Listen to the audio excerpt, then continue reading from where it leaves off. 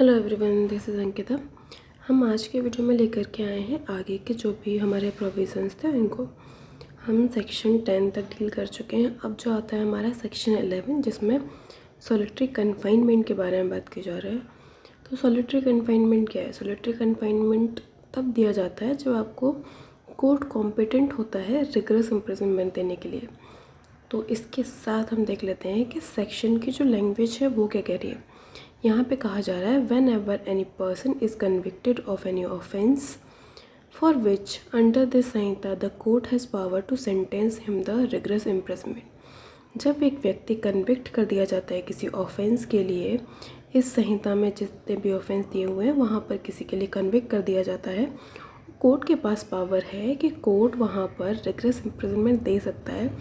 तो कोर्ट वहाँ पर सेंटेंस देगा बाय ऑर्डर कि जो भी व्यक्ति है, जो ऑफेंडर है, उसको सॉलिटरी कन्फाइनमेंट में रखा जाएगा उस पोर्शन के लिए या फिर उन पोर्शंस के लिए जो वहाँ पर वो उसमें ऑर्डर के थ्रू बताता है। ठीक है, लेकिन इसमें क्या कहा जा रहा है, जो सॉलिटरी कन्फाइनमेंट का जो पीरियड है वो एक्सीड नहीं करेगा 3 मंथ्स के लिए। मतलब 3 मंथ से ज़्यादा का सॉलिटरी कन्फाइनमेंट आप इन टोटल नहीं दे सकते, इसमें ये कहा जा रहा है।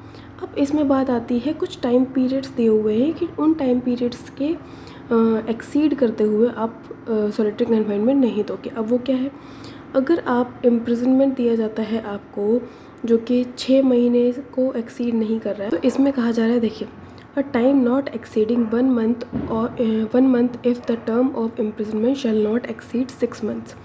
अगर 6 महीने से ज़्यादा का इम्प्रिजनमेंट नहीं हो रहा है तो आप 1 मंथ तक के लिए दे सकते हो, मतलब 1 मंथ एक्सपायर नहीं करना चाहिए। वहीं पर आगे बोलते हैं, a time not exceeding 2 months if the term of imprisonment shall exceed 6 months and not exceed 1 year.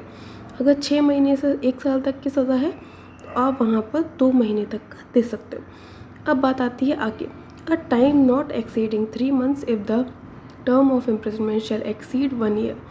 अगर 1 साल से ज़्यादा एक्सीड कर जाता है तो वहाँ पर आप 3 मंथ्स तक के लिए आप वहाँ पर इम्प्रिजनमेंट दे सकते हो, जो सॉलिटरी कन्फाइनमेंट का इम्प्रिजनमेंट होता है वो।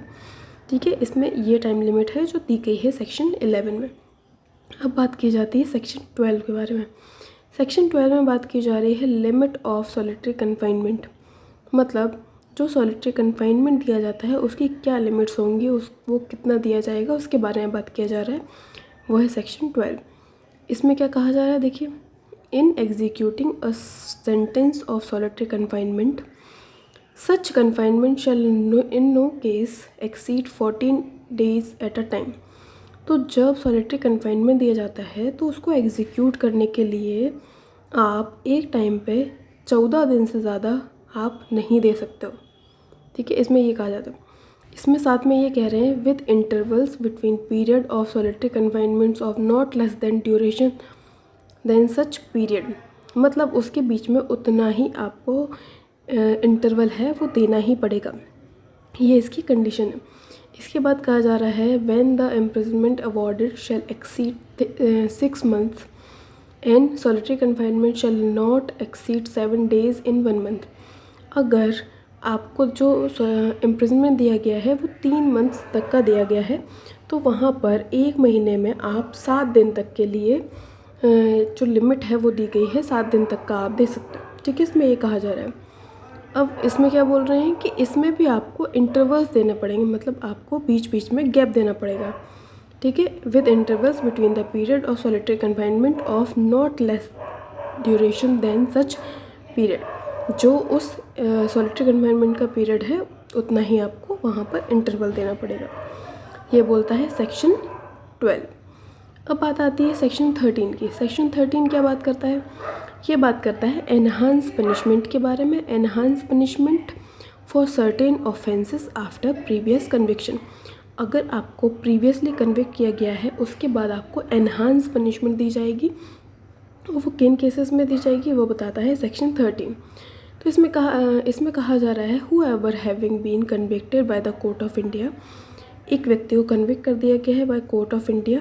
ठीक है, तो इसमें क्या कहा जा रहा है, देखिए, इसमें कहा जा रहा है कि जब एक व्यक्ति को कन्विक्ट कर दिया जाता है चैप्टर 10 या चैप्टर 17 के अंडर में इस संहिता में, ठीक है, और उसको इम्प्रिजनमेंट दे दिया जाता है। तो इसमें क्या कहा जा रहा है, with imprisonment of either description for the term of 3 years और अबवर्ड, 3 साल या 3 साल से ज़्यादा के लिए, shall be guilty of the offence punishable under either of those chapter, और अगर वो आगे चल कर के वहीं उन्हीं चैप्टर्स में गिल्टी होता है तो इम्प्रिजनमेंट दिया जाएगा, और subject for every such subsequent offence to imprisonment of life और either description for the term which may extend to the 10 years।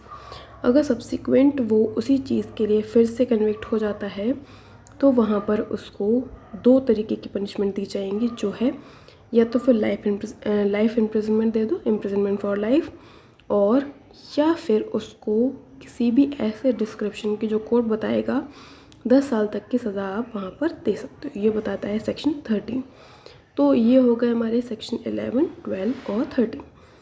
11 बताता है सॉलिटरी कन्फाइनमेंट के बारे में, 12 बताता है लिमिट्स के बारे में कि सॉलिटरी कन्फाइनमेंट की क्या क्या लिमिट्स होंगी, और 13 बताता है हमें कि अगर कोई व्यक्ति ऑलरेडी वहाँ पर कन्विक्ट हो चुका है, अगर वो सेम चीज़ के लिए जो कि चैप्टर वहाँ पर दिए हुए, चैप्टर क्या है 10 और 17, अगर फिर से कन्विक्ट होता है और 3 साल या 3 साल से ज़्यादा की सज़ा मिलती है तो वहाँ पर उस व्यक्ति को एनहांस पनिशमेंट दी जाएगी, जो कि LI या फिर 10 साल तक की हो सकती है।